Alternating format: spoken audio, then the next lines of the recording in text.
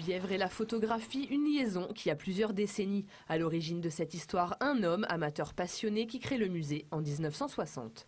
En fait, il s'agit d'un musée qui a été créé, qui est un musée associatif au point de départ, qui a été créé sur la base d'un photoclub qui s'appelait le Photoclub Paris-Val de Bièvre par Jean Fage, aidé de son fils André, et qui a commencé donc dans ces années-là à accumuler des traces de l'histoire de la photographie.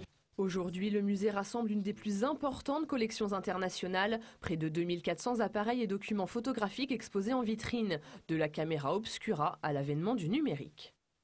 On va dire que depuis 10 ans, il y a vraiment une politique d'acquisition très marquée qui vise à rendre le musée capable de couvrir toute l'histoire de la photographie, depuis les origines jusqu'à nos jours, à la fois du point de vue de l'histoire des techniques, on va dire, et puis, même si ça peut paraître une formule un peu bizarre, du point de vue des usages, c'est-à-dire pourquoi est-ce qu'on fait des photographies, qui fait des photographies, à quoi ça sert.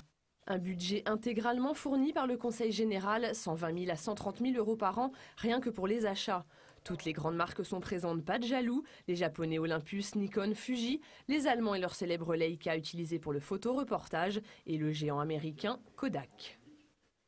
On a par exemple un fonds très important, évidemment Kodak, qui a été le fabricant qui a, on va dire, démocratisé entre guillemets la photographie à partir de la fin du 19e siècle, même si la pratique n'est pas complètement populaire, mais en tout cas c'est lui qui a rendu ça possible techniquement.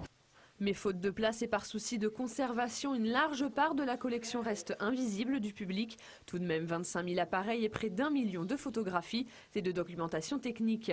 Pour les découvrir, le musée a numérisé les photos et photographié les appareils en très haute définition. 6 années de travail. Depuis aujourd'hui, date de lancement officielle, tout est visible sur le nouveau site internet du musée, www.museedelaphoto.fr.